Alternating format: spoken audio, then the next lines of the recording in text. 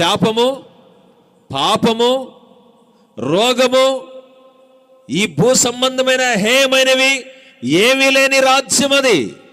దానిలో అడుగు పెట్టాలంటే, పరిశుద్ధుడితో కలిసి బతకాలి అంటే మనం కూడా పరిశుద్ధులం కావాలి.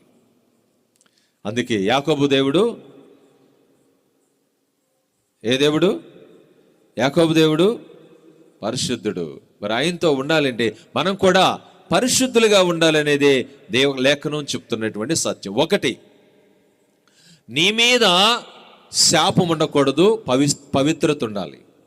తర్వాత నీ కుటుంబం మీద శాపం ఉండకూడదు, పవిత్రమైన కుటుంబం అయి ఉండాలి.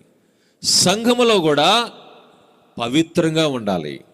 అలాగనే దేశం మీద కూడా పరిశుద్ధత ఉండాలి. దేశం మీద శాపం ఉండకూడదు.